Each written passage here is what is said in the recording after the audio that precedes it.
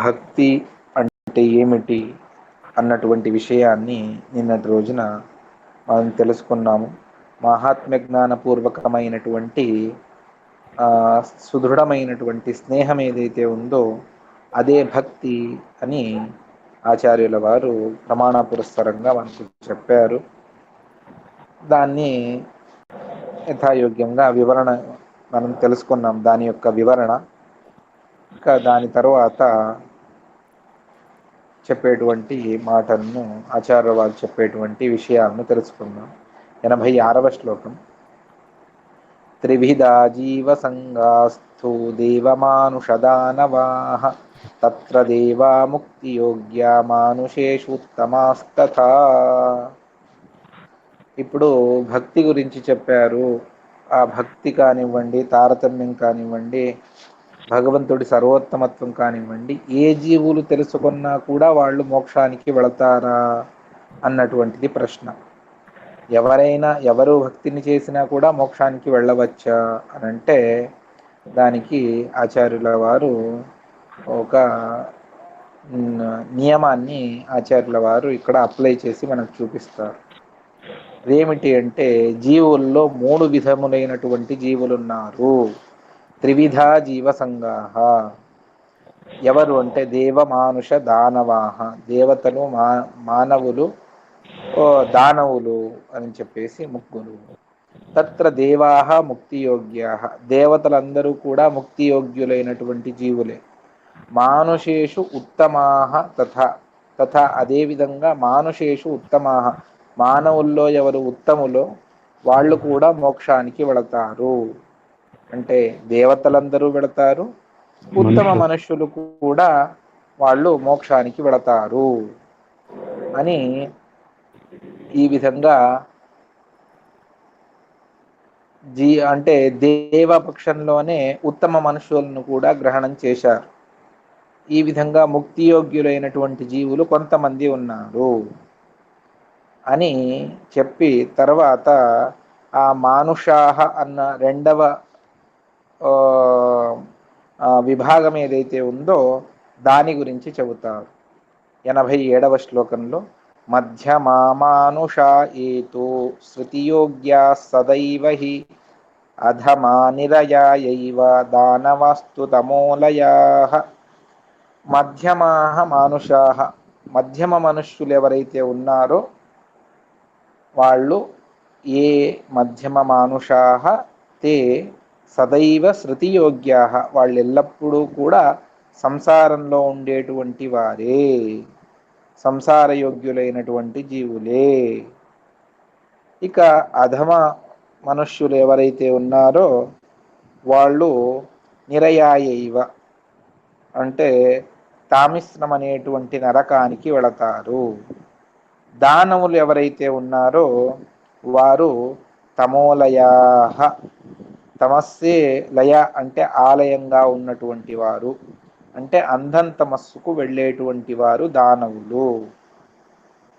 అంటే మొత్తం ఇక్కడ 5 విభాగాలను చేసినట్టుగా మనం తెలుసుకోవచ్చు. మానవుల్లో ఉత్తమ, మధ్యమ, అధమ అని. ఆ ఉత్తమ మానవులు దేవతలతో పాటు మోక్షానికి వెళతారు. మధ్యమ మానవులు సంసారంలోనే తిరుగుతూ ఉంటారు. అధమ మానవులు దానవులు వాళ్ళందరూ కలిసి తమస్సుకు వెళతారు. ఈ విధంగా అందరికీ మోక్షం అన్నటువంటిది లేదు. ఇంకా ఇందులో సాత్విక, రాజస, తామస అన్నటువంటి విభాగాలను చేస్తారు. సాత్విక సాత్విక, సాత్విక రాజస, సాత్విక తామస అని చెప్పేసి విభాగాలను చేస్తారు. అదేవిధంగా రాజస సాత్విక, రాజస రాజస, రాజస తామస, అదేవిధంగా తామస సాత్విక, తామస రాజస, తామస తామస అన్నటువంటి 9 విభాగాలను చేస్తారు. అందులో సాత్విక సాత్విక, సాత్విక రాజస, సాత్విక తామస, అదేవిధంగా రాజస సాత్విక, ఈ 4 గుంపుల వారు మోక్షానికి వెళతారు. రాజస వాళ్ళు నిత్య సంసారం. రాజస తామస, అదేవిధంగా తామసలో ఉన్నటువంటి 3 విభాగములు. ఇదంతా కూడాను వీళ్ళందరూ కూడా తమస్సుకు వెళతారు. ఈ విభాగాన్ని మనకు మధ్వాచార్యుల వారు గీతా తాత్పర్యంలో దీని గురించి వివరణ చేస్తారు. ఆ విధంగా సాత్విక, రాజస, తామస, అందులో ఒక్కొక్క దాంట్లో 3 విభాగాలను చేసుకొని మొదటి 4 విభాగముల వారు మోక్షానికి వెళతారు, చివరి 4 విభాగముల వారు తమస్సుకు వెళతారు, మధ్యలో ఉన్నటువంటి వారు నిత్య సంసారులు అని విభాగాన్ని చేస్తారు. అందువల్ల ఈ భక్తి, సాధన, తత్వజ్ఞానం, అపరోక్ష జ్ఞానము ఇవన్నీ కూడా అందరికీ దొరుకుతుంది అని కాదు, అందరూ దీన్ని తెలుసుకుంటారు అని లేదు, అందరికీ యోగ్యమైనటువంటిది కాదు. మోక్షయోగ్యులైనటువంటి జీవులే వేరే, నిత్య సంసారంలో ఉన్నటువంటి వాళ్ళే వేరే, అదేవిధంగా తమస్సుకు వెళ్ళేటువంటి వారు వేరే. ఈ విధంగా జీవులలో విభాగం అన్నటువంటిది ఉన్నది. దానికి అనుగుణంగానే భగవంతుడు వాళ్ళ సాధన, వాళ్ళ యోగ్యత, వాళ్ళ సాధన, వాళ్ళ ఫలము 3 కూడా ఒకదానికి మీద ఒకటి ఆధారపడి ఉంటుంది. సరే, తమస్సుకు వెళతారు, వెళ్ళిన తర్వాత మళ్ళీ వచ్చి సాధన చేసుకొని వాళ్ళు మోక్షానికి రావచ్చా అనంటే దానికి ఆచార్యుల వారు చెబుతారు 88వ శ్లోకంలో, ముక్తిర్నిత్యాతమశ్చైవ నావృత్తి పునరేతయోః దేవానాం నిరయో నాస్తి తమశ్చాపి కథంచన. ముక్తి నిత్య, ముక్తి మోక్షం అన్నటువంటిది నిత్యమైనటువంటిది. ఒకసారి అక్కడికి వెళ్ళిన తర్వాత మళ్ళీ తిరిగి రావడం అన్నటువంటిది ఉండదు. అదేవిధంగా తమశ్చైవ, తమస్సు, అంధం తమస్సు కూడా అటువంటిది. ఒకసారి అంధం తమస్సుకు వెళ్ళిన తర్వాత మళ్ళీ తిరిగి రాలేము, సంసారానికి రావడానికి వీలు పడదు, మళ్ళీ సాధన అన్నటువంటిది లేదు, అక్కడ ఏది ఉంటుందో దాన్ని భోగం చేయాలి అంతే. నావృత్తి పునరేతయోః, ఏతయోః మోక్షము అదేవిధంగా తమస్సు, వాటి నుండి పునః ఆవృత్తి నా, మళ్ళీ తిరిగి రావటం అన్నటువంటిది లేదు. ఒక్కసారి మోక్షానికి వెళితే మళ్ళీ మనం తిరిగి భూలోకానికి కానీ స్వర్గానికి కానీ ఇంకేదో సత్యలోకానికి ఎక్కడికి వెళ్ళవలసినటువంటి పని లేదు. ఒక్కసారి మనం మోక్షానికి వెళితే తిరిగి రాము. అదేవిధంగా తమస్సుకు వెళ్ళిన వాళ్ళు కూడా మళ్ళీ తిరిగి రారు, ఆ తమస్సులోనే వాళ్ళు ఉండాలి. సరే, దేవతలు అకస్మాత్తుగా వాళ్ళకి ఏదైనా అంటే వాళ్లకు నరకం అన్నటువంటిది ఉన్నదా, వాళ్ళు తమస్సుకు వెళ్ళగలరా? అటు ఇటుగా ఎప్పుడైనా తెలియకుండా దేవుడు వాళ్ళనిటు వీళ్ళనిటు పంపిస్తాడా అంటే లేదు. దేవానాం నిరయో నాస్తి తమశ్చాపి కథంచన. దేవతలకు నిరయ అంటే నరకం అన్నటువంటిది దేవతలకు లేదు. తమశ్చాపి కథంచన, తమస్సు కూడా దేవతలకు లేదు. మహాపాపం చేసినా కూడా వాళ్లకు నరకం అన్నటువంటిది లేదు, అదేవిధంగా తమస్సు కూడా వాళ్లకు లేదు. పాపం చేస్తే మోక్షంలో ఆనంద హ్రాసం అవుతుందే తప్ప దేవతలకు నరకం అన్నటువంటిది దేవతలకు లేదు, అదేవిధంగా తమస్సు కూడా దేవతలకు లేదు. అర్థమైందా? ఇక అదేవిధంగా అసురల విషయంలో, దానవుల విషయంలో కూడా ఆచార్యుల వారు చెబుతారు 89వ శ్లోకంలో, నాసురాణాం తథా ముక్తి కదాచిత్ కేనచిత్ క్వచిత్ మానుషాణాం మధ్యమానాం నైవైతద్వయమాప్యతే.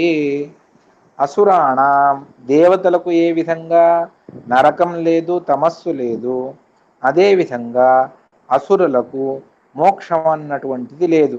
మోక్షం అంటే సుఖాన్ని అనుభవించేటువంటి భగవత్ సామీప్యం ఏదైతే ఉన్నదో అటువంటి మోక్షం లేదు. వాళ్ళు కూడా తమస్సుకు వెళితే అది వాళ్లకు మోక్షమే, సంసారం నుండి ముక్తి అనే వాళ్లకు పిలుస్తాం. కానీ ప్రసిద్ధమైనటువంటి మనం ఏదైతే మోక్షమని వ్యవహారం చేస్తూ ఉన్నామో అటువంటి మోక్షం వాళ్లకు లేదు. అసురాణం తథా, అదే దేవతలకు ఏ విధంగా తమస్సు లేదో, తథా కదాచిత్ అంటే ఏ కాలంలో కూడా అసురులకు మోక్షం దొరికింది అని లేదు. అంటే అసురులు అంటే భగవంతుణ్ణి ద్వేషం చేసి, భగవద్భక్తులను ద్వేషం చేసి భగవంతుణ్ణి విపరీతంగా తెలుసుకున్నటువంటి వాళ్ళు ఎవరైతే ఉన్నారో అటువంటి వారికి ఏ సందర్భంలోనూ, ఏ కాలంలోనూ, ఏ కేనచిత్, ఏ ఉపాయంతోనూ, క్వచిత్, ఏ దేశంలో కూడా వాళ్లకు మోక్షం అన్నటువంటిది లేదు. ముక్తి నా, అసురులకు భగవంతుడు మోక్షం ఇచ్చాడు అని లేదు. ఇక బలిచక్రవర్తి అని అంటారా, అసుర జన్మలో వచ్చాడు కానీ స్వభావత అసురుడు కాదు. మహా గొప్ప దేవతనే అతడు ఇంద్ర పదవిలో వస్తాడు. అందువల్ల అసురులు అంటే ఎవరు భగవద్వేషాన్ని చేస్తారో, భగవంతుడిని విపరీతంగా తెలుసుకున్నారో అటువంటి వారికి మోక్షం అన్నటువంటిది లేదు.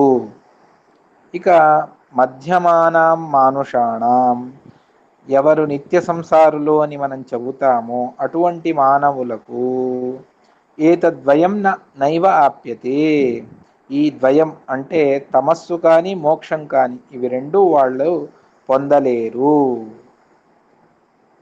అందువల్ల మధ్యమ మనుషులకు మోక్షము లేదు, అదేవిధంగా వాళ్లకు తమస్సు కూడా లేదు. దేవతలకు నరకం లేదు, తమస్సు లేదు. అసురులకు మోక్షం లేదు. వీరికి మధ్యమ మనుష్యులకు వాళ్లకు ఈ తమస్సు లేదు, అదేవిధంగా మోక్షము లేదు. ఇంకొక విషయాన్ని ఈ సందర్భంలోనే మనం తెలుసుకుంటే బాగుంటుంది. ఇప్పుడు వీరమరణాన్ని పొందినటువంటి వారికి, యుద్ధంలో మరణించినటువంటి వారికి స్వర్గం కలుగుతుంది అన్నటువంటి మాటను మనం వింటాం. ఇందులో కాస్త ప్రభేదం అన్నటువంటిది ఉన్నది. ఏమిటా ప్రభేదము అంటే, ఇప్పుడు మనం చెప్పేటువంటి స్వర్గం అంటే ఇంద్రుడు పరిపాలించేటువంటి స్వర్గం ఏదైతే ఉందో అక్కడ విష్ణు భక్తులు మాత్రమే వెళతారు అన్నటువంటిది శాస్త్ర నియమం. విష్ణు భక్తులు ఎవరైనా వెళ్ళినా కూడా ఆ స్వర్గానికి వెళతారు. ఇక విష్ణు ద్వేషాన్ని చేసేటువంటి వారికి స్వర్గం అంటే అది సాంకల్పిక స్వర్గము అని మరొకటి ఉన్నది. ఆ సాంకల్పిక స్వర్గానికి వాళ్ళు వెళతారు. వాళ్ళు సాక్షాత్తు స్వర్గానికి వెళ్ళేటువంటి యోగ్యత ఆ తమోయోగ్యులకు లేదు.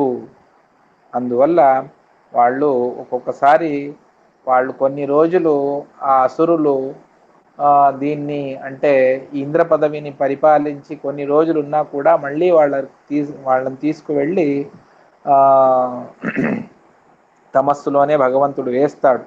ఆ మాట వేరు. కానీ అవైష్ణవులకు మాత్రం ఈ స్వర్గం ఏదైతే ఉన్నదో అది లేదు. వాళ్ళు మహాతపస్సును చేస్తే వెళ్ళవచ్చు. దుర్యోధనుడికి ఒక ప్రసంగం వస్తుంది గీతా తాత్పర్యంలో. ఆచార్యుల వారు ఆ మాటను చెబుతారు. దుర్యోధనుడికి ఈ నిజమైనటువంటి స్వర్గం కాస్త సమయం ఆ స్వర్గ సుఖాన్ని అనుభవించడం జరిగింది. అది ఎలా జరిగింది? వాడు తమోయోగ్యుడు కదా, వాడికి స్వర్గమే లేదు అని అంటే దానికి ఆచార్యుల వారు ఒక మాటను చెబుతారు అక్కడ. దక్షిణా తర్పితానంతు బ్రాహ్మణాంచ తేజస అని అక్కడ ఒక పౌండరీక యాగాన్ని నిర్వహిస్తాడు దుర్యోధనుడు. ఆ దుర్యోధనుడు నిర్వహించి రాజసూయ యాగానికి సమానంగా జరగాలి అని చెప్పేసి భూరి దక్షిణనంతా కూడా ఇస్తాడు బ్రాహ్మణులకు.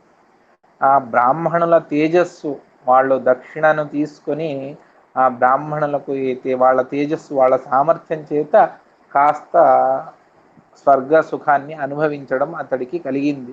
నిజంగా అంటే స్వసామర్థ్యం అన్నటువంటిది లేదు, అయినా కూడా బ్రాహ్మణుల సామర్థ్యం ద్వారా తను పొందగలిగాడు అని బ్రాహ్మణుల విశిష్టతను తెలుపుతూ ఆచార్యుల వారు గీతా తాత్పర్యంలో ఇది చెబుతారు.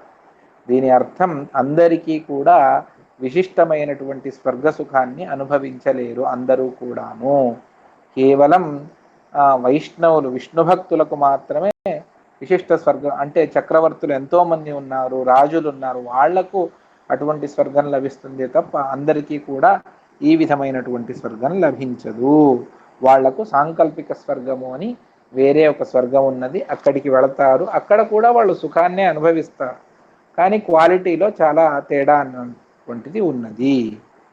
ఈ విధంగా దేవతలకు నరకం లేదు, తమస్సు లేదు, అసురులకు ముక్తి లేదు, మధ్యమ మనుష్యులకు ముక్తియు లేదు, తమస్సు లేదు అని చెప్పి తర్వాత 90వ శ్లోకంలో చెబుతారు, అసురాణం తమః ప్రాప్తిస్తదా నియమతో భవేత్ యదా తు జ్ఞాని సద్భావే నైవ గృహ్ణంతి తత్పరం.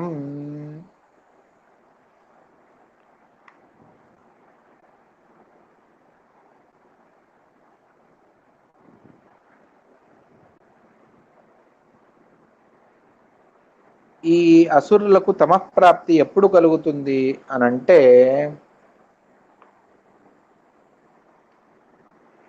దాన్ని చెబుతారు, యదాతు జ్ఞాని సద్భావే నైవ గృహ్ణంతి తత్పరం. జ్ఞానులు ఉపదేశించినా కూడా వాళ్ళు ఎప్పుడైతే ఆ సర్వోత్తమ తత్వాన్ని వాళ్ళు తెలుసుకోలేరో అప్పుడు వాళ్లకు నియమంగా అసురాణం తమఃప్రాప్తి నియమత భవేత్. యోగ్యులైనటువంటి గురువులు అందరికీ ఉపదేశాన్ని చేస్తూ ఉన్నప్పుడు కూడా వాళ్ళు ఆ ఉపదేశాన్ని తిరస్కార బుద్ధితో చూసి వాళ్ళు ఎప్పుడూ కూడా అందులో విశ్వాసాన్ని పెట్టరు. అప్పుడు వాళ్లకు తమస్సు కలుగుతుంది, అంటే భగవంతుడి గురించి విపరీతంగానే తెలుసుకుంటారు, అందువల్ల వాళ్లకు నియమేన తమస్సు కలుగుతుంది అని చెప్పి, అదేవిధంగా దేవతలకు మోక్షం ఎప్పుడు కలుగుతుంది అంటే ముక్తి యోగ్యులైనటువంటి జీవులు మోక్షానికి ఎప్పుడు వెళతారు అనంటే దానికి కారణాన్ని చెబుతారు. తదా ముక్తిరిహి దేవానాం యదా ప్రత్యక్షగో హరి స్వయోగ్యయోపాసనయా తన్వా తద్యోగ్యయా తథా. తద్యోగ్యయా అతడికి యోగ్యమైనటువంటి, స్వయోగ్యయా ఉపాసనయా స్వయోగ్యయా ఉపాసనయ తనకు యోగ్యమైనటువంటి ఉపాసన ఏదైతే ఉన్నదో ఆ ఉపాసన ద్వారా తద్యోగ్యయా తనకు యోగ్యమైనటువంటి అపరోక్ష జ్ఞానం ద్వారా తన్వా అంటే తను అంటే స్వరూపము దేహము అని అర్థం. ఇక్కడ తన్వా అంటే స్వబింబమూర్తి యొక్క స్వబింబమూర్తిని బింబ రూపంలో ఉన్నటువంటి భగవంతుడు హరిహి యదా ప్రత్యక్షగః భవతి ఎప్పుడైతే వాళ్లకు ప్రత్యక్షమవుతాడో దాని తరువాత తదా దేవానాం ముక్తిరిహి దేవతలకు మోక్షం కలుగుతుంది, అంటే మోక్షయోగ్యులైనటువంటి జీవులకు మోక్షం కలుగుతుంది. వారు తమకు యోగ్యమైనటువంటి ఉపాసనను చెయ్యాలి, దానికి యోగ్యమైనటువంటి వాళ్లకు యోగ్యమైనటువంటి అపరోక్ష జ్ఞానం కలుగుతుంది. అపరోక్ష జ్ఞానం అంటే స్వబింబమూర్తి యొక్క దర్శనం.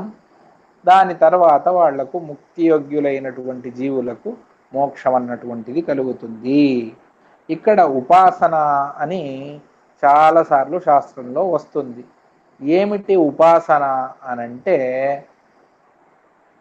ఇప్పుడు గురువుల వారు చెబుతారు, ఉపదేశాన్ని చేస్తారు, ఈ వాక్యానికి ఈ అర్థము అని. అప్పుడు ఆ శాస్త్ర వాక్యములను మనం చదువుకుంటూ వెళతాం. వాళ్ళు ఇప్పుడు స్వయోగ్య తదాముక్తిరిహి దేవానాం అని నేను చెప్పాను అంటే అప్పుడు దేవతలకు మోక్షం కలుగుతుంది. ఆ వాక్యానికి సరి అయినటువంటి అర్థాన్ని మనం తెలుసుకోవాలి. దీన్ని శ్రవణము అని అంటారు. ఈ శ్రవణం చేస్తూ అక్కడ యోగ్యమైనటువంటి బ్రహ్మసూత్రములను మనం సరిగ్గా ఆ ప్రమేయానికి జోడించుకొని ఇదే తత్వము అని యుక్తితో మననం చేయాలి. అదే ఉపాసన అని పిలుస్తారు. యుక్తిజన్యమైనటువంటి జ్ఞానం ఏదైతే ఉందో అది దృఢమైనటువంటి జ్ఞానం. అంటే ఎప్పుడైతే మనం శ్రవణజన్య జ్ఞానం అంటే విన్న తర్వాత మనకి ఏదైతే జ్ఞానం వస్తుందో అప్పుడు అది దృఢమైనటువంటి జ్ఞానం కాదు. ఎందుకు అంటే దానికి విపరీతంగా బలవత్తరమైనటువంటి జ్ఞానం వచ్చింది అంటే మనకు ఉన్నటువంటి జ్ఞానం వెళ్ళిపోతుంది. అది బలవంతమైనటువంటిది కాదు. అదే యుక్తి సహకారం ఎప్పుడైతే శ్రవణజన్య జ్ఞానానికి వస్తుందో అప్పుడు అది చాలా బలిష్టమవుతుంది. మీరు ఎన్ని వేరే దాన్ని అన్నిటిని తీసుకొచ్చినా కూడా అది దృఢతరంగా ఉంటుంది. అది అటు ఇటు కదలదు. అటువంటి నిశ్చలమైనటువంటి జ్ఞానం మనకు కావాలి. అది ఉపాసన వల్ల వస్తుంది. దాన్నే మననము అని అంటారు. యుక్తి అనుసంధానము, మననము, ఉపాసన ఇవన్నీ కూడా ఒకే విధమైనటువంటివి. ఆ యుక్తితో అనుసంధానాన్ని చేసి మనం శాస్త్రార్థాలను ఎప్పుడు దృఢపరుచుకుంటామో అప్పుడు మనకు ఇది గట్టిపడుతుంది, జ్ఞానం దృఢంగా నిలబడుతుంది. ఎవరు వచ్చి ఎంత దాన్ని తప్పు అనన్నా కూడా అది తన సామర్థ్యాన్ని కోల్పోదు. అటువంటి జ్ఞానాన్ని సంపాదించి దాని తర్వాత ధ్యానాన్ని చెయ్యాలి. ధ్యానం కూడా ఆచార్యుల వారు చెబుతారు, ధ్యానం నిశ్చిత తత్వస్య. ఎవరికి తత్వనిశ్చయమైందో వాళ్ళు మాత్రమే ధ్యానాన్ని చేయగలరు. అందరూ కళ్ళు మూసుకుంటే అది ధ్యానం కాదు. ధ్యానానికి ఒక విశిష్టమైనటువంటి ప్రక్రియ ఉన్నది.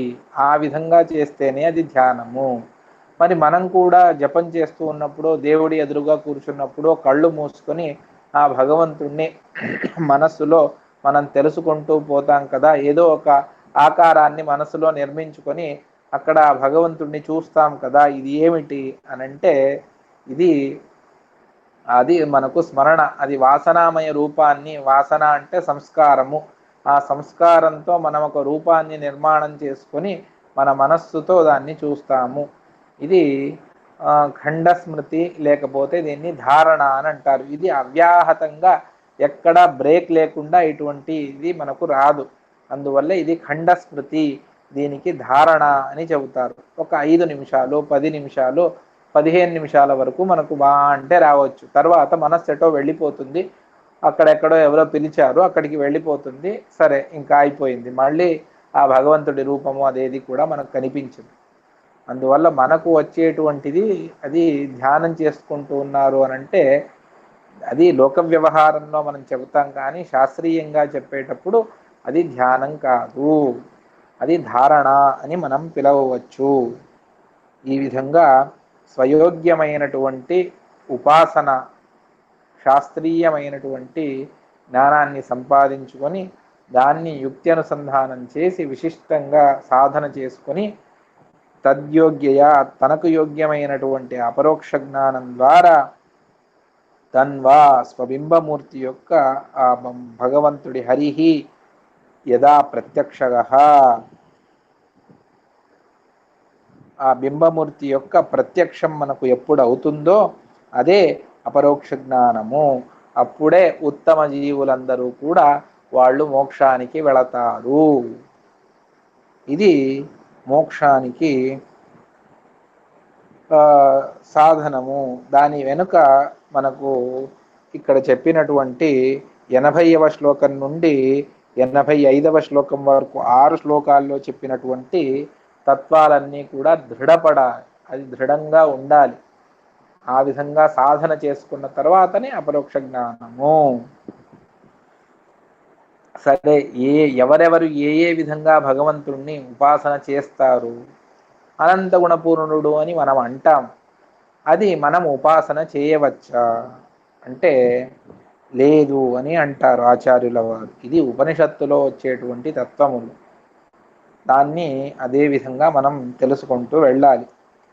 ఏమిటి అంటే 92వ శ్లోకంలో ఆచార్యుల వారు చెబుతారు, సర్వైర్గుణైర్బ్రహ్మణాతు సముపాస్యో హరిః సదా ఆనందోగ్నః సదాత్మేతి ఉపాస్యో మానుషైర్హరిః.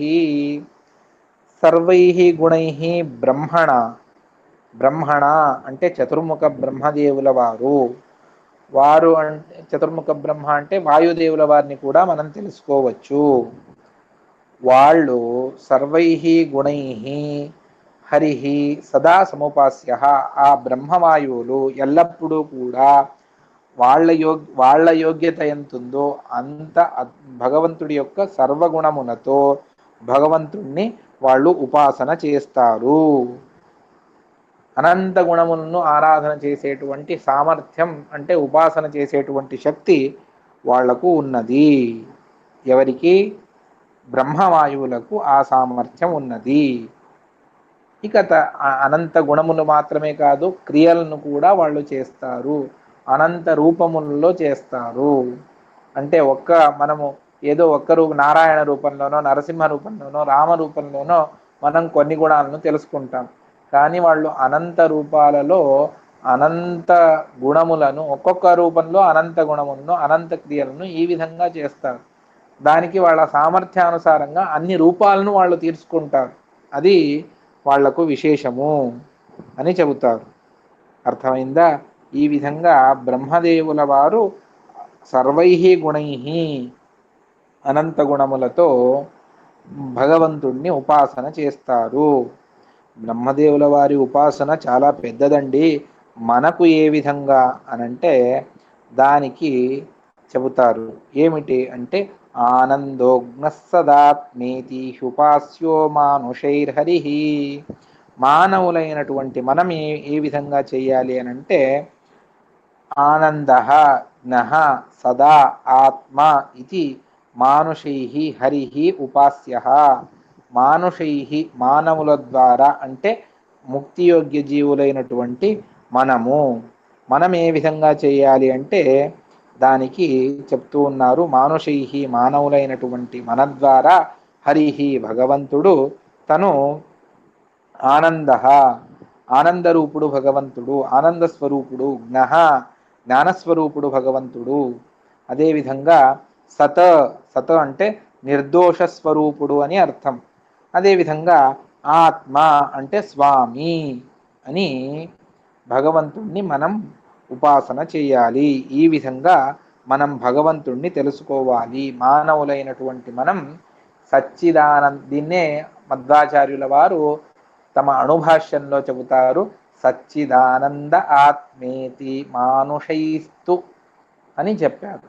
అంటే సత్ అంటే నిర్దోష స్వరూపుడు, చిత్ అంటే జ్ఞానస్వరూపుడు, సత్ చిత్ ఆనంద స్వరూపుడు, ఆత్మ అంటే స్వామి. ఈ విధంగానే మనం భగవంతుణ్ణి ప్రతిరోజు ఉపాసన చేసుకుంటూ వెళ్ళాలి. ఈ విధంగా ఉపాసన చెయ్యమని మనకు ఆదేశించారు. ఆ విధంగానే మనం అవశ్యంగా భగవంతుణ్ణి చెయ్యాలి. ఆత్మ అంటే స్వామి అని అర్థం.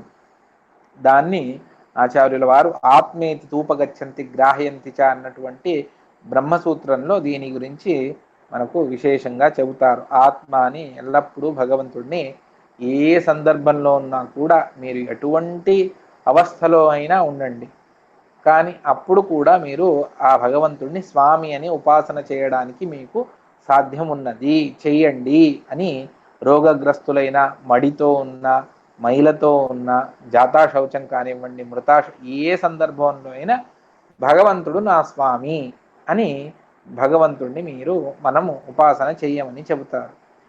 ఇదే తీసుకొనే రాఘవేంద్రాచార్య రాచూరి వాళ్ళు ఆత్మాశ్రమ.orgతో వాళ్ళు చెప్పినటువంటి అనువ్యాఖ్యాన శ్లోకం మమ స్వామి హరిర్నిత్యం సర్వస్య పతిరేవచ.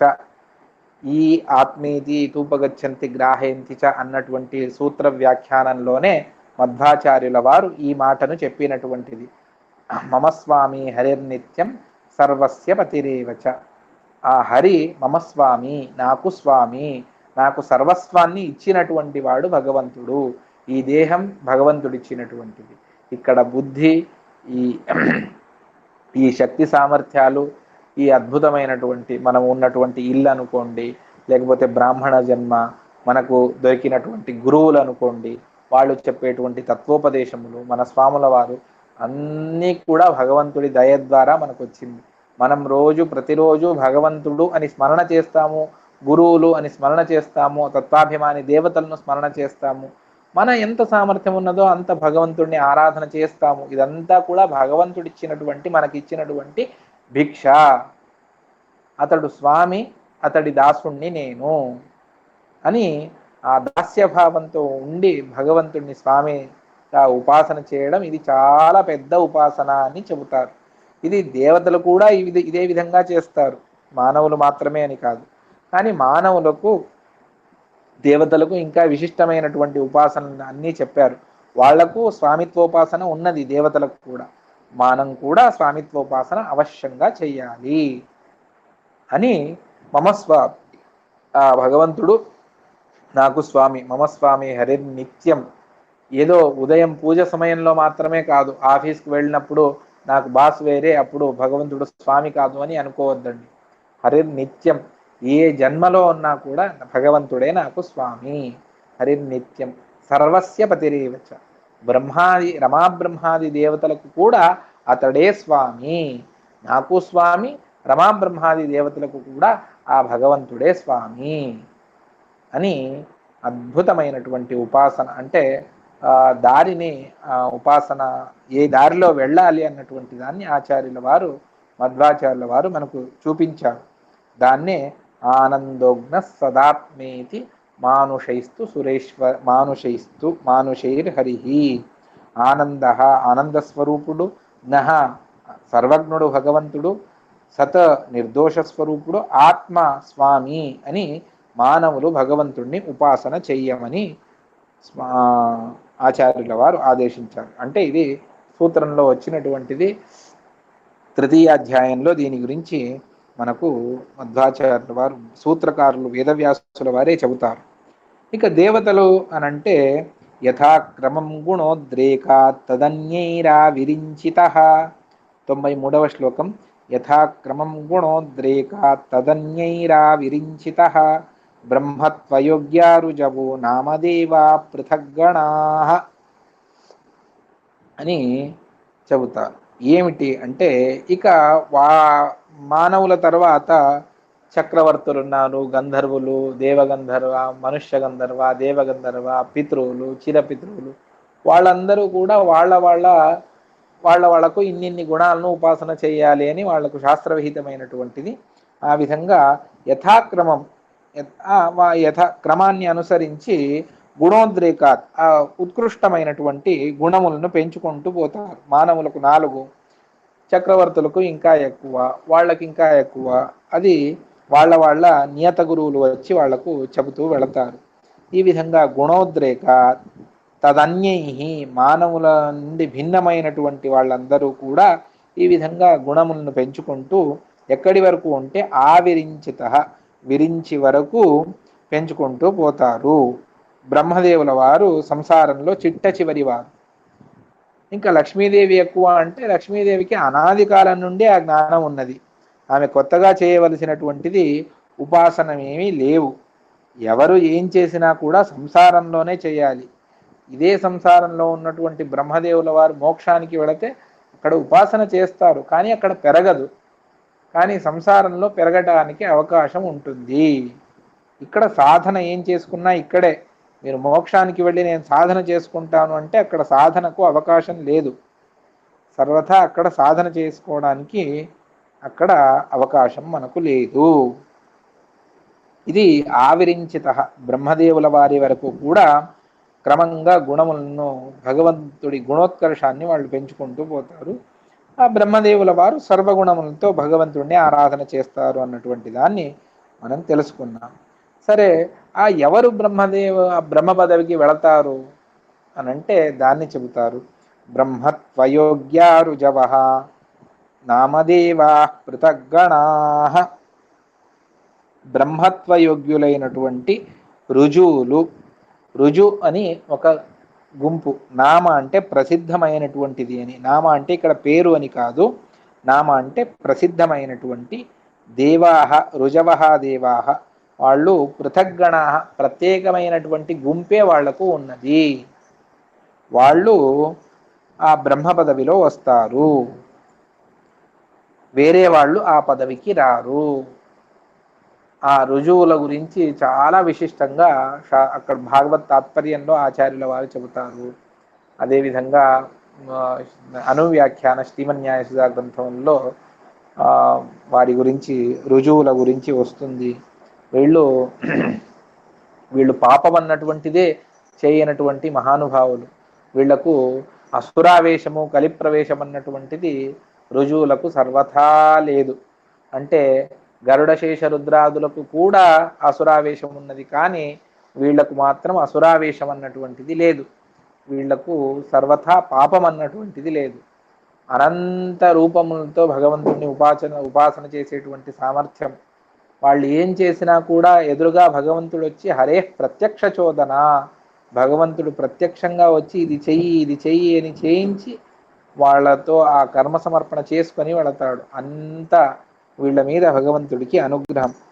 అంత విశిష్టమైనటువంటి జీవులు అంటే ఆ రుజువులు, రుజుదేవతలు అని ఉన్నారు. వాళ్లే ఆ పదవికి వస్తారు తప్ప వేరే వాళ్లకు, అంటే ఇప్పుడు గరుత్మంతుడు ఉన్నాడు, ఇప్పుడు అయిపోయింది, నెక్స్ట్ సీనియర్ మోస్ట్ అతనే.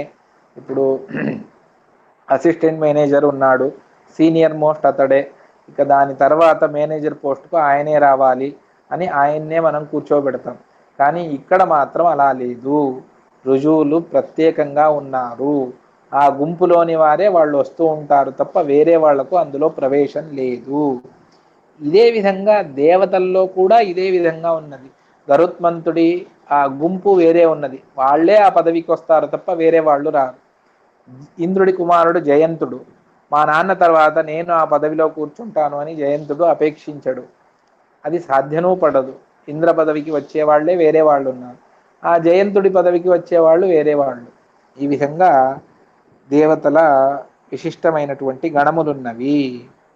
తైరేవాప్య బ్రహ్మత్వయోగ్యా రుజవో నామదేవా పృథగ్గణా. ప్రత్యేకమైనటువంటి గణం, గణం అంటే గుంపు అని మనం తెలుసుకోవచ్చు, సమూహము అని. ఆ విధంగా బ్రహ్మత్వయోగ్యులైనటువంటి రుజువులున్నారు. 94వ శ్లోకం. తైరేవాప్యం పదం తత్తు నైవాన్యై సాధనైరపి ఏవం సర్వపదానాంచ యోగ్యాః సంతి పృథగ్గణాః. తైరేవ అంటే ఆ రుజుదేవతలు ఎవరున్నారో వారి ద్వారానే తత్పదం ఆప్యం, ఆ బ్రహ్మ పదవి పొందవచ్చు. అన్యైః వేరేవారు ఎవరున్నా కూడా, అన్యైః సాధనైః వేరే ఎవరు కూడా ఏ సాధన చేసుకున్నా కూడా వాళ్ళు ఆ పదవిని పొందలేరు. నైవ తత్పదం ఆప్యం అంటే వేరే వాళ్ళు రుజుదేవతలు కానటువంటి వారు నేను సాధన చేసుకొని నేను రుజువుగా వెళతాను, బ్రహ్మ పదవికి వెళతాను అంటే కుదరదు.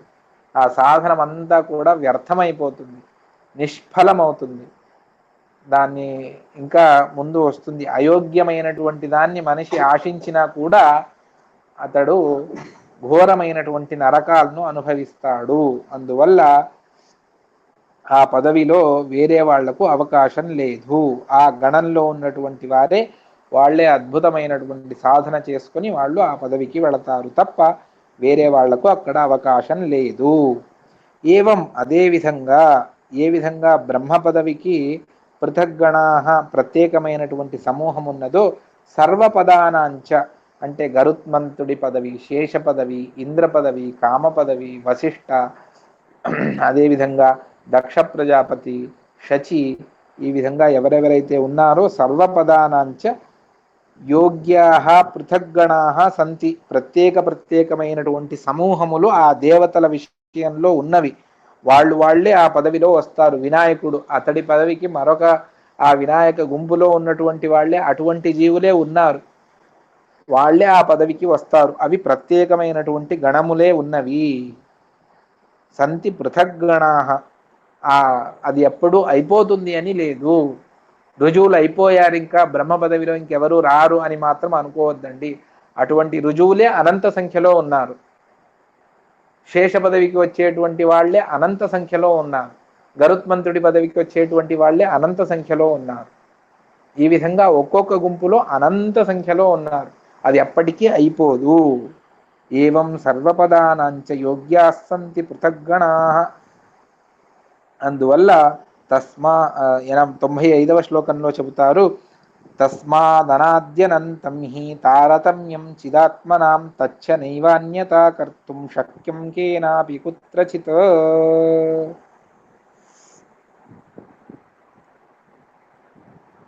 ఈ విధంగా మీరు యోగ్యతను చెప్తూ ఉన్నారు. ఇది ఈ యోగ్యత అంటే వాళ్ళే సర్వపదానాంచ యోగ్యాహ, ఆ పదవులకు యోగ్యులైనటువంటి జీవులు అంటే వాళ్ళకు ఆ యోగ్యత ఉన్నది. వాళ్ళే ఇప్పుడు రుద్ర పదవికి వచ్చే వాళ్లకు ఒక యోగ్యత ఉన్నది. ఆ యోగ్యత ఉన్న వాళ్ళే రుద్ర పదవికి వస్తారు. సంతోషం. ఆ యోగ్యత అది అటు ఇటు తారుమారవుతుందా? ఏదైనా మనకి ఎప్పుడైనా ఏదైనా ఒక చిన్న అవకాశం ఎక్కడన్నా ఏదైనా లెటర్ పెట్టుకోవచ్చా మేము ఎక్కడన్నా రికమెండేషన్ లెటరు అనంటే దానికి చెబుతారు తస్మాదనాద్యనంతం హి తారతమ్యం చిదాత్మనాం, అనాది అనంతకాలం వరకు చిదాత్మనాం అంటే జీవులలో తారతమ్యం, వాళ్ళ వాళ్ళ యోగ్యత, ఆ జీవుడి స్వరూపము యోగ్యత ఇదంతా కూడా అనాద్యనంత కాలంలో ఒకే విధంగా ఉంటుంది. తచ్చ అన్యథా కర్తుం నైవ శక్యం, అది విపరీతంగా చేయడానికి ఎవరికీ సాధ్యపడదు. అంటే ఇప్పుడు యోగ్యుడైనటువంటి మోక్షయోగ్యుడైనటువంటి జీవుడు ఉన్నాడు, ఆ మోక్షయోగ్యుడు కానటువంటి ఆ యోగ్యత లేనటువంటి జీవుడు ఉన్నాడు. ఆ యోగ్యతను వేరేగా చేయవచ్చా? ఆ యోగ్యత లేదు అయినా కూడా అతన్ని మోక్షానికి పంపించవచ్చా అంటే అన్యథా కర్తుం నైవ శక్యం. అతడు మోక్షయోగ్యత ఆ యోగ్యత లేదు అంటే ఆ యోగ్యతను విపరీతం చేయడానికి ఎవరికీ సాధ్యపడదు. కేనాపి కుత్రచిత్, ఎవరూ కూడా దాన్ని తారుమారు చెయ్యరు. ఆ యోగ్యత దేవతా పదవికి వచ్చేటువంటి యోగ్యత వాళ్లకు మాత్రమే ఉంటుంది తప్ప వేరే వాళ్లకు లేదు. మోక్ష యోగ్యత కొంతమంది జీవులకు మాత్రమే ఉన్నది తప్ప అందరికీ కూడా మోక్ష యోగ్యత అన్నటువంటిది లేదు. ఈ విధంగా ఇది అనాద్యంతకాలంలో ఏక విధంగానే ఉంటుంది తప్ప దీన్ని విపరీతం చేయడానికి ఎవరికీ సాధ్యం లేదు. భగవంతుడికి సాధ్యం అవుతుంది కానీ భగవంతుడు చెయ్యడు. అనేక ప్రసంగాల్లో ఇటువంటి విషయాలను మనం వింటాం. కానీ భగవంతుడు ఆ యోగ్యతను విపరీతం చేసేటువంటి సామర్థ్యం భగవంతుడికి ఉన్నది. అందువల్లనే సర్వశక్త అని భగవంతుడిని అంటాం. కానీ ఆ భగవంతుడు చెయ్యడు. ఆ విధంగా సామర్థ్యం ఉన్నది కానీ భగవంతుడు చెయ్యడు. ఎవరు వారి యోగ్యత ఏమున్నదో అంతే. ఆ యోగ్యతను పెంచడానికి లేకపోతే తగ్గించడానికి ఎవరికి శక్తి సామర్థ్యాలు లేవు. అర్థమైందా? ఈ విధంగా సిద్ధాంతం అన్నటువంటిది ఉన్నది. దాన్ని మనం సరిగా అర్థం చేసుకోవాలి. ఇక్కడితో సమాప్తి చేస్తాను. ఇదే విషయంలోనే ఇంకా కొన్ని శ్లోకాలు ఉన్నాయి. దాన్ని మళ్ళీ చాలా ప్రధానమైనటువంటి సిద్ధాంతాన్ని ఆచార్యుల వారు మనకు సులలితంగా అంటే తెలుసుకోవడానికి చెప్పారు. దాన్ని మళ్ళీ రేపటి రోజున కొన్ని విషయాలను మనం తెలుసుకుందాము. ఇక్కడితో సమాప్తి చేస్తాను. శ్రీకృష్ణార్పణమస్తు. ఎవరికైనా ఏదైనా సందేహాలుంటే అడగవచ్చు. నిత్య సంసారులను కనుక్కోవడం ఎలాగా? నమస్కారం, నేను జీవుని కృష్ణ మాట్లాడుతున్నాను. నమస్కారం. నిత్య సంసారులు అనేది వాళ్ళను సపరేట్ గుంపు కదా, వాళ్ళు ఎట్లా, వాళ్ళ గుణగణాలు ఎట్లుంటాయి అనేది ఏమన్నా తెలుస్తుందా మనకు? మనకు అది ఇప్పుడు అంటే ఈ సందర్భంలో మనకు తెలియదు. ఎవరు అపరోక్ష జ్ఞానులు ఉంటారో వాళ్ళు అవశ్యంగా తెలుసుకుంటారు. అంటే వాళ్లకు భక్తి రాదు, భగవంతుడి గురించి ద్వేషము రాదు, ఉదాసీనంగా ఉంటారు. ఇది స్థూలమైనటువంటి వారి స్వరూపం. అంటే ఎంత ఇప్పుడు భగవంతుడి గురించి అద్భుతంగా ప్రవచనం చేస్తారు. అంటే తత్వాలను, వేద రహస్యాలన్నింటినీ ఉపదేశం చేస్తే భక్తుడి మనస్సు కరుగుతుంది. ఎంత అద్భుతంగా ఉన్నాడు భగవంతుడు, అటువంటి స్వామి నా స్వామి అన్నటువంటి భావన వాళ్ళకు కలుగుతుంది. అదే ఈ విధంగా ఉపదేశం చేసినా కూడా ద్వేషి అయినటువంటి వాడెవరైతే ఉంటాడో అతడికి ఎంత చెప్పినా కూడా ద్వేషం ఉన్నటువంటిది, భగవద్వేషం, భగవంతుడిని నిందించడము, భగవంతుడిని తిరస్కారంతో, లేకపోతే భగవంతుడికి గుణాలే లేవు అని విపరీతంగా తెలుసుకునేటువంటి వాళ్ళు ఉన్నారు. ఈ విధంగా భక్తి రాకుండా, ఆ విధంగా ద్వేషము రాకుండా ఉన్నటువంటి వాళ్ళను నిత్య సంసారులుగా మనం పరిగణించవచ్చు. అది వాళ్ళ మనస్సును తెలుసుకునేటువంటి సామర్థ్యం మనకు లేదు.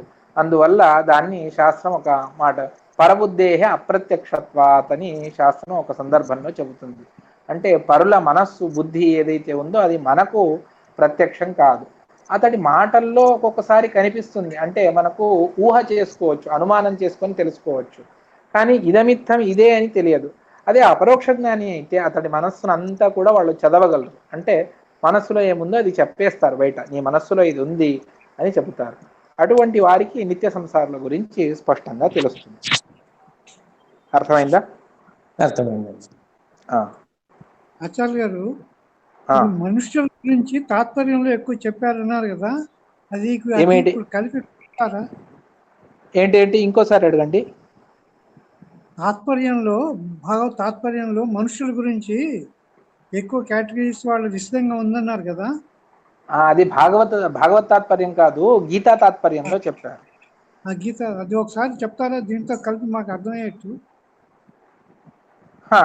ఇది అయిపోని ఇది అయిపోయిన తర్వాత ఒకసారి దాని గురించి ఒకసారి డిస్కషన్ చేద్దాం, అవశ్యంగా చేద్దాం. అంటే ముందు మాకు గీతా తాత్పర్యంలో చెబుతారు. సరే, నమస్కారం. సరే, నమస్కారం. ఇంకెవరికైనా ఏమైనా ప్రశ్నలు ఉంటే. నమస్కారం ఆచార్య గారు. చెప్పండి. ఇప్పుడు మా కలియుగంలో మానవులందరికీ కూడా ఈ వేరే పదవులకి వాళ్ళు ఆశిస్తారని అలాంటిది ఏం లేదు కదండి. అలాంటప్పుడు మనందరికీ ఇవన్నీ ఈ గణాలు వాళ్ళు మాత్రమే ఈ పదవికి వస్తారు ఇలా అని ఆచార్యులు వారు చెప్పడంలో ఈ ఉద్దేశం ఏమిటంటారు? అంటే ఇది బ్రహ్మసూత్రంలో వస్తుంది, ఆధిక అంటే తృతీయాధ్యాయ చతుర్థ పాదంలో దీని గురించి చర్చ చేస్తారు. అక్కడ నిర్ణయించబడినటువంటి తత్వాన్ని ఆచార్యుల వారు మనకి ఇక్కడ చెప్తూ ఉన్నారు. అంటే ఇప్పుడు మాండవ్య అనేటువంటి, అంటే కొంత ఋషులలో ఈ విధంగా ఉంటుంది. కొంతమంది సాధన చేసుకొని నేను ఆ పదవికి వెళతాను, ఈ పదవికి వెళతాను అని చెప్పేసి కొంతమంది సాధన చేస్తూ ఉంటారు. అటువంటి వాళ్ళు కలియుగంలో కూడా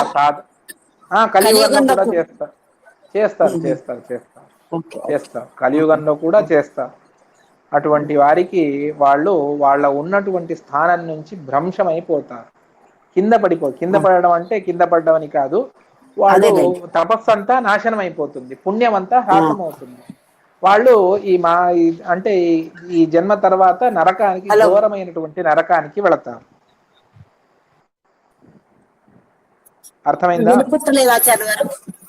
మీది రెడ్ చూపిస్తుందమ్మా, సిగ్నల్ మీది సరిగా లేదు.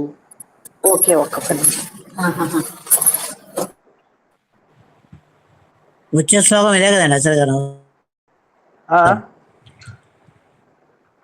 వచ్చే శ్లోకం ఇదే. తర్వాత వచ్చేటువంటి రేపటి విషయం అదే ఉందమ్మా, మీరు అడిగినటువంటి విషయమే. పదత్యేవ న సంశయ. దాన్ని రేపటి రోజున నేను కొంచెం మీరు అడిగినటువంటి ప్రశ్నను కాస్త విస్తారం చేసి చెప్పడానికి ప్రయత్నం చేస్తాను.